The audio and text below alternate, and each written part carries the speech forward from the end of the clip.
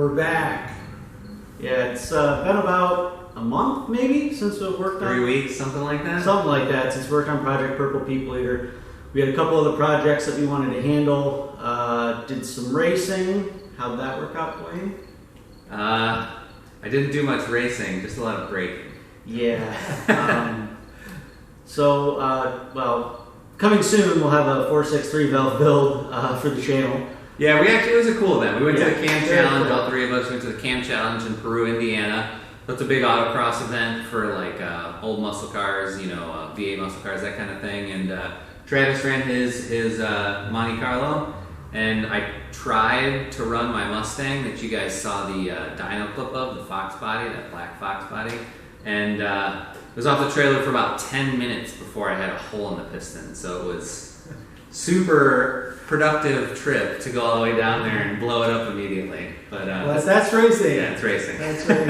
And I think we all had some fun. We did. It was fun. We did have some fun. Yeah, it's about the people you hang out with and the people you meet more than winning for this kind of thing. It's grassroots motorsports, right? Yep. So I think we're gonna have some fun today as well too with the old Lincoln here. Yes. So we should be honest about the timeline here. Yeah. We actually had the Lincoln on the dyno already, and we tried to do an episode where we were just going to hack the exhaust off, right? The idea was we were just going to hack the exhaust off in sections, and we actually plumbed a pressure sensor into the exhaust to measure exhaust back pressure as we cut various pieces of the stock exhaust off. Because we wanted to show people, kind of like what's the most restrictive part of the stock exhaust system. Was it the cats? Was it the Y pipe into one? Was it those big stock mufflers? Was it the size of the tube? Yeah. So we started to do that, and we started getting really erratic dyno numbers. We pole to pole, we were getting like 15 horsepower variances, and the air-fuel ratio was kind of all over the place. So it was pretty clear that our old junkyard vehicle, the oldness of it was finally starting to catch up to us. Or we thought. Yeah. So these old cars, sometimes the sensors, sometimes, this thing has an intake manifold runner control system. We thought maybe it was sticking, could have been injectors, bad injectors. I mean, there's a whole lot of possibilities. So it took us a little time to kind of work out what was wrong. It took a little effort. So we're not going to show you all of the grueling grinding of figuring that out, but we will explain to you what we did discover and why we made some changes. So you're going to get a little bonus. Yeah. Yes. We're going to do some tuning. We're going to do a little air intake modification, and then we'll continue our hackathon.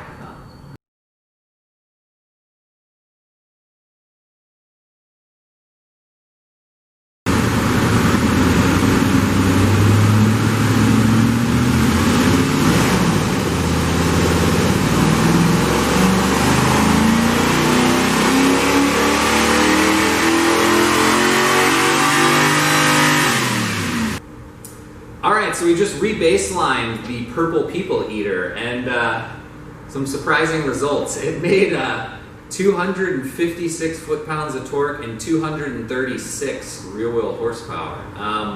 If you guys remember from last time, that's a decent chunk more than it made before. Would it make like 226 horsepower, like 241 foot-pounds, something like that? So it's a pretty big jump. So you might be wondering, is the dyno broken? Does my dyno need to be recalibrated? And that's not the case.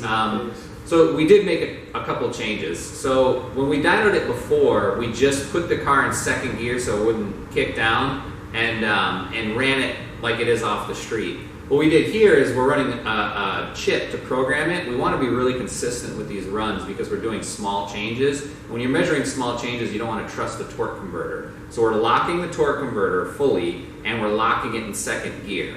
That could change numbers a little bit. Also, the car had brand new brakes on it when we dynoed it last time. I mean, we literally put the brakes on and then put it on the dyno. It had not been driven. Nothing had been done.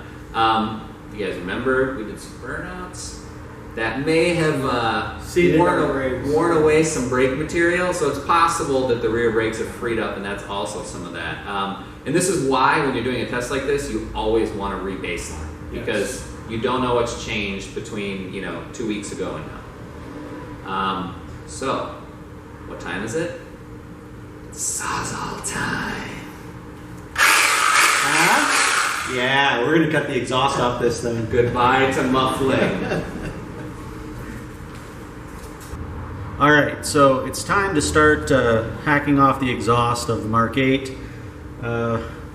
Nothing really fancy here, just get yourself a Sawzall. This is a little Milwaukee Hackzall, but anyone will do. Find the place where you want to cut, and then that's all you got to do.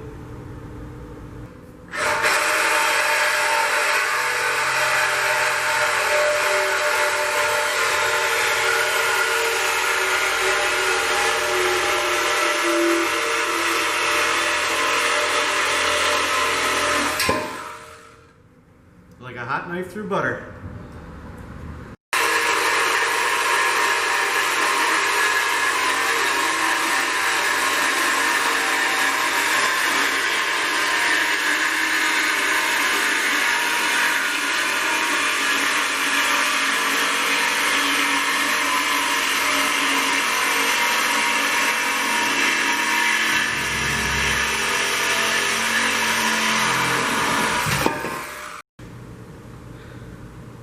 All right, so we've got the mufflers chopped off of the Project Purple People Eater.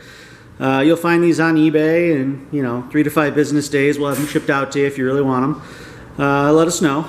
Gonna definitely kill a lot of power, but now we're going to start this thing up and listen to what it sounds like.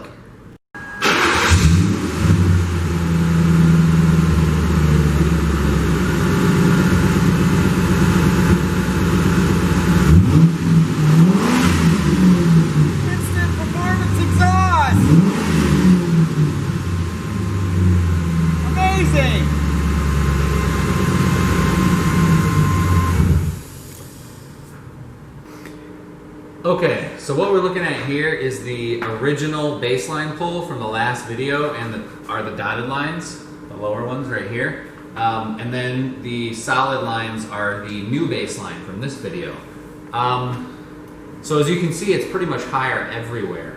You notice there's actually a dip in the torque right here at about 3,300 RPM. That's because this car has what's called an IMRC, intake manifold runner control.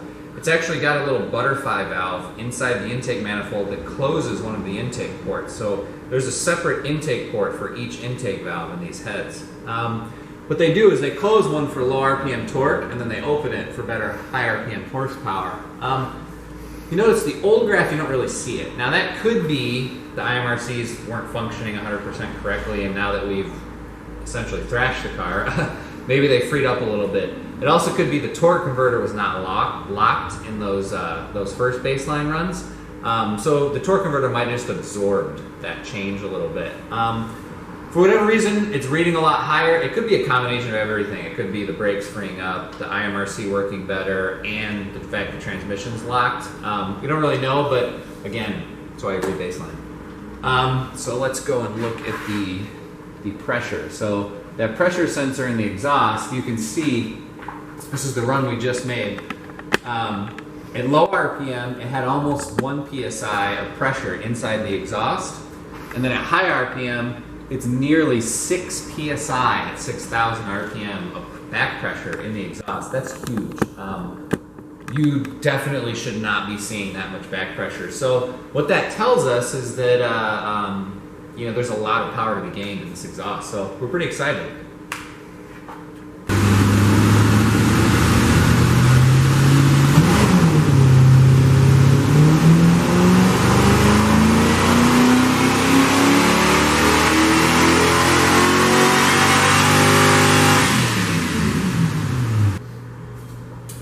Okay, so we've done a few pulls with the mufflers removed after we cut them off, and we've got a bit of a weird situation going on here. So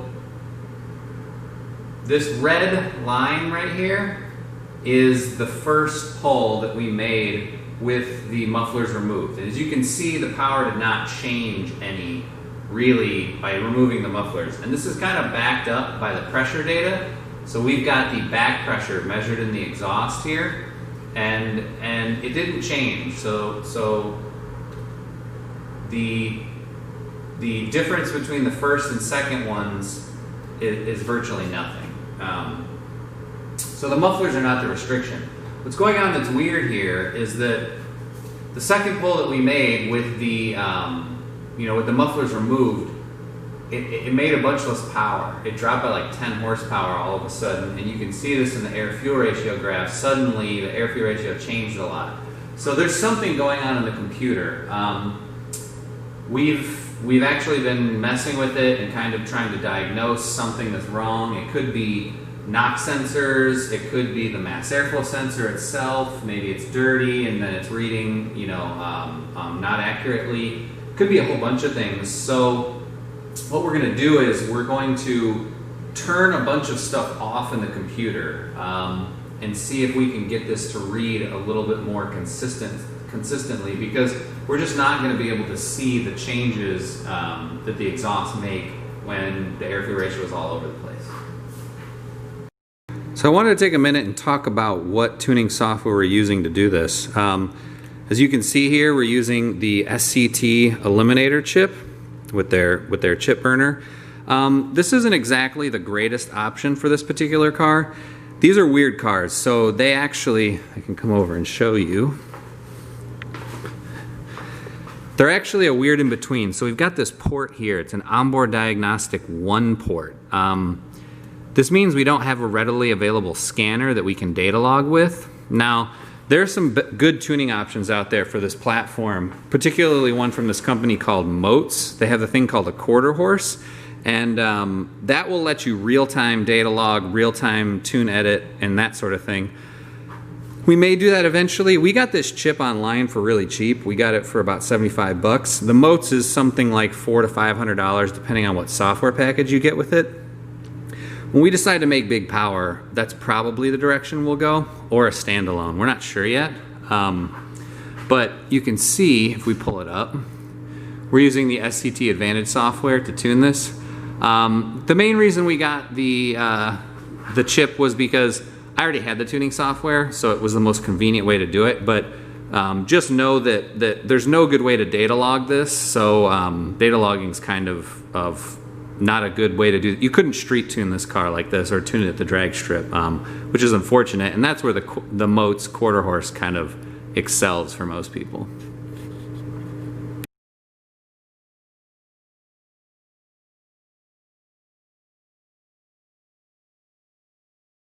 So what did we discover doing? All right, let me get the pieces.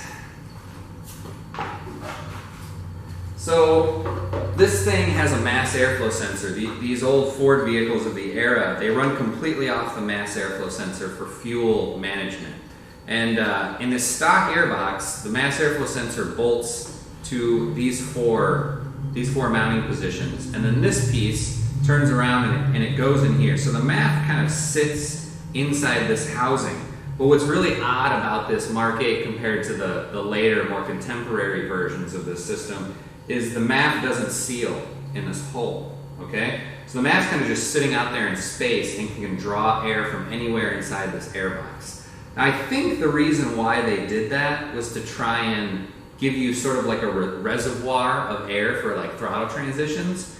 But what it means is with our old setup, we kind of have a gasket that's supposed to be around here. You can actually see where the stock gasket, there's like an outline of dirt where the stock gasket was supposed to be, but it had disintegrated over time. So what was happening is this box was not sealing shut, and we were getting unmetered air into the system, essentially. And what does unmetered air do to an engine management system? So the computer essentially doesn't know how much fuel to give it relative to the air, because this comes out and this goes to the throttle body right here. So essentially air was sucking by this joint and going through here and not necessarily going through the mass airflow sensor through here. It sounds kind of complicated. It's pretty simple. Basically, this is a craft design. You should always have your mass airflow sensor fully sealed, and Ford did that in later vehicles. Even later versions of the Mark 8 do not have this sort of freestanding mass airflow sensor setup. So we're going to convert it to a sealed mass airflow sensor. We're going to show you how to do that real cheap if you've got one of these things, which you probably don't, but it might be interesting. And then we also are going to do some tuning things in the computer to try and eliminate variables. We're going to turn off the EGR. We're going to turn off any kind of O2 sensor changes to the air-fuel ratio. We just kind of want to make it so that we have a super consistent base so we can show you exactly what the exhaust changes do. Yeah, no cheating going on here. That means we might give up a little bit of power, or we might give up a little bit of drivability. I wouldn't recommend you run it on the street how we're going to run it like this, but it gives a much more accurate test. So what are we going to replace here, Dwayne? All right. We just show them? Yeah. All right, so what we're going to do in the classic hot rodder fashion is we are going to cobble something together from random parts store stuff and some stuff from your local Home Depot too. So if you look right here, we just went to Home Depot and we found a plastic drain pipe. These are actually really durable couplings, and they come with your clamps. So it's a really cheap way to kind of like cobble together something. They don't look great, but that's not what we're concerned about right here. So we're going to directly seal the MAF to the intake tube to get rid of that air leak. And this is the stock MAF that came off of.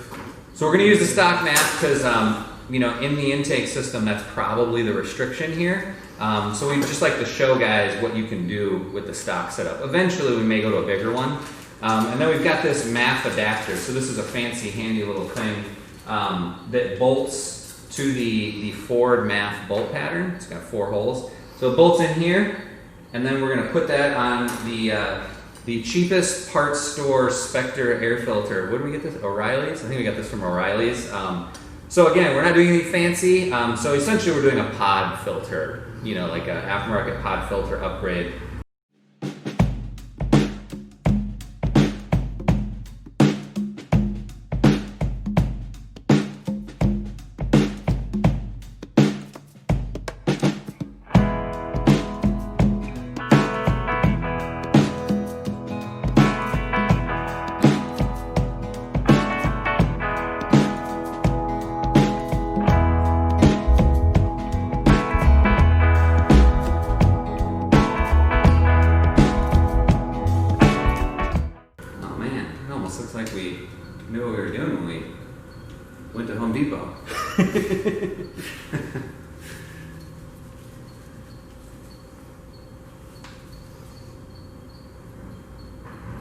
Who knew that Home Depot was the same thing as Summit or Speedway Motors?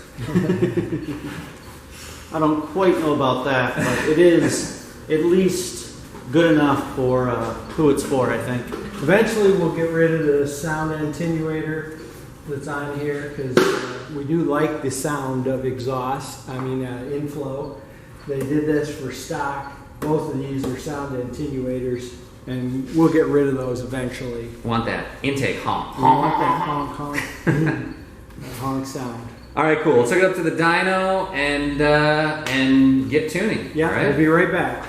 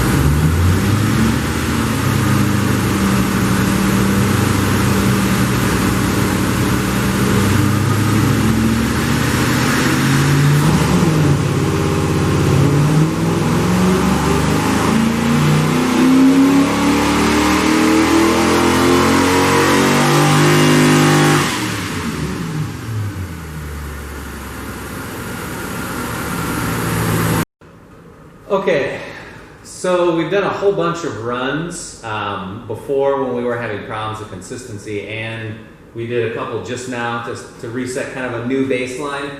And as far as exhaust back pressure goes, we're seeing a slight variation. This kind of thing's not that consistent because you have thermal growth, you have the way that you apply the throttle, how you end the pull, that kind of thing. We're seeing somewhere between about 5.2 psi and 6 psi of exhaust back pressure right at 6,000 RPM. That's a lot.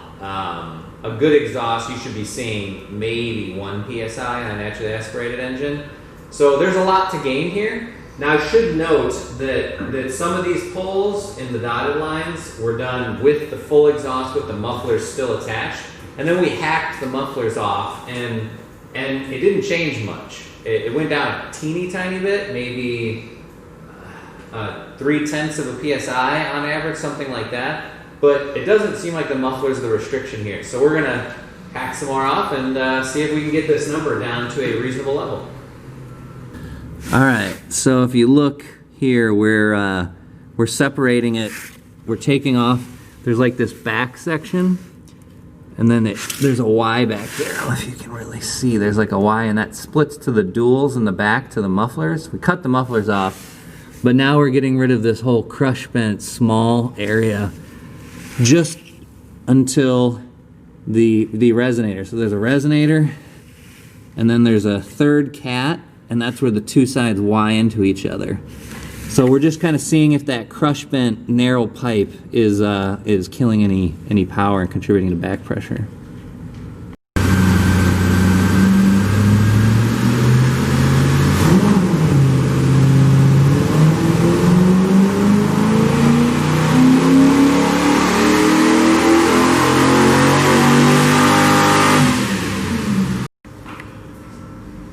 Alright, so here in the purple and the blue, I don't know if you guys can see that on the camera, we had at the very top about 5,600 to 6,000 RPM. We had nearly 6 psi of back pressure in the exhaust. That was with the two stock mufflers removed, but still with the rest of the piping there.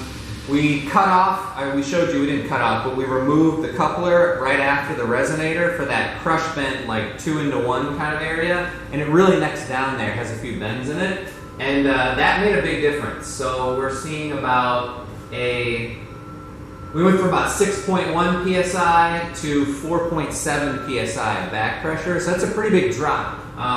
The power level, we see at that same point where you got the about 1.4 psi drop in back pressure, it made right about 5 more horsepower at 5,900 RPM. So you definitely have a direct correlation between back pressure and power. Now 4.7 psi of back pressure is still quite a bit.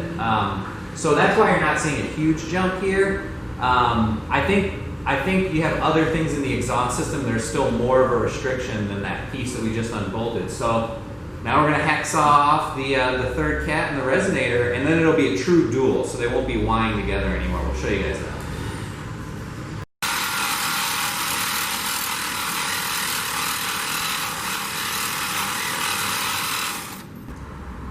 All right, so that was really difficult. You guys can see here in the camera, it's double-walled exhaust tubing. I've never seen anything like it, and it's thick wall. It's not like it's each section is really thick. So we destroyed a few blades to cut through that, and that took far longer than it should have. But you can see why we cut this off. So this thing is a third cat. So there's still 2 cats left on the car. It's basically exhaust manifolds, a short section of pipe, cat, and then another short section of pipe right now. But this is the most restrictive area because it Ys at a really extreme angle, goes directly into a cat, and then directly into a resonator. So you have a huge restriction right here. When we actually build a good exhaust for this car, we will eliminate this whole deal, and we'll make it a true dual. So we're going to see, how much does this kill? Personally, I'm betting that this is more restriction than everything we've cut off so far. But, that's why you test, right? All right, let's get to it.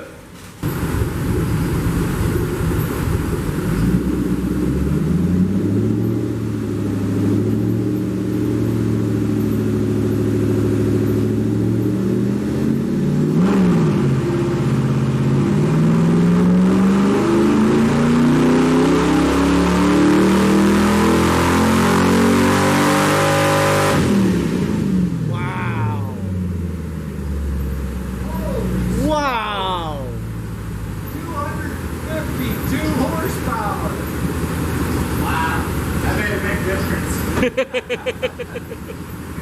Test. Okay, so let's go over exactly what we did in this test. Test 1, we're calling the baseline. This is what we did to re-baseline the car. Whenever you're doing a test like this, you always want to re-baseline, as we said in the video. You can see here that we placed the map sensor right at the outlet of the exhaust manifold on the passenger side. So it was in front of the whole exhaust system. So the pressure readings that we got are of the total exhaust back pressure. In test 2, we just removed the mufflers. As we said in the video, this made virtually no difference to the power or the back pressure. In test 3, we removed that Y-pipe area, the crush bent area. That is the smallest diameter pipe, so it goes down to like less than 2 inches in diameter, and it's crush bent. It made a difference, but surprisingly, the resonator and third catalyst were still a bigger restriction. So that's what we removed for test 4. In test 4, we just had the exhaust manifolds, the 2 front catalysts, and a short section of pipe coming out of those. We did not cut off the 2 front catalysts for a couple of reasons. First was noise. We don't want to deafen everyone. And the second was space. It's very difficult to get anything in there to cut those 2 off, as they're mounted almost directly to the exhaust manifolds. So let's go over the numbers. So test 1 and 2, we have a single graph here in blue, 226.8 rear wheel horsepower and 245.6 pound-feet of torque. That's at the rear wheels. The reason why we only have 1 is because there was virtually no difference. The pressure readings didn't change. Our run-to-run variance, it was within 2-3 horsepower, and we did maybe a dozen polls like that as we were trying to get all of the issues worked out, and it just didn't make any difference. Test 3 is the turquoise. Now, power did go up when we removed that crush bent section where it's like 1 tube and then it splits into 2. We got 236.2 rear wheel horsepower and 250.2 pound-feet of torque. So that's a pretty substantial gain. And the pressure readings that we'll get to in a minute explain why. Test 4 is the big gain. So we went all the way to 251.8 rear wheel horsepower and 265.5 pound-feet of torque. So that huge torque gain is showing you that the engine was getting much more efficient with the loss of that resonator and that third catalyst. We suspect after inspecting it that that third cat may have been clogged or had some damage inside of it. So it might have been interesting to remove that first and then see if the mufflers and the rest of the tubing provided more of a restriction once the catalyst wasn't corking it up. But, you know, hindsight is 20/20. Let's look at the pressure readings now. This is very interesting. So test 1 and 2, the pressure readings didn't change with the removal of the mufflers. So we had about 6 psi of back pressure in the exhaust at 6,000 RPM. As you can see, the back pressure rises linearly with RPM, just as you'd expect. So as the engine flows more air, you get more restriction from the exhaust. But 6 psi is a ton. In a good, well-designed exhaust system, you should be shooting for something under 2 psi. A really good exhaust system would be around 1 psi. And open headers, obviously, would be close to 0. So in test 3, it did drop pretty significantly. It dropped about 1.3 psi down to 4.7 psi at 6,000 RPM. So you can see that that crush bent small piece of tube was choking the engine. But the really eye-opening thing is when we cut off the resonator and the third cat, it went all the way down to 2.4 psi. You know, that's near the level of a good street exhaust system. So we're hoping to beat that when we actually build a true dual exhaust system for this. But it shows the potential here. You know, you're talking a massive decrease in back pressure from 6 psi to 2.4 psi.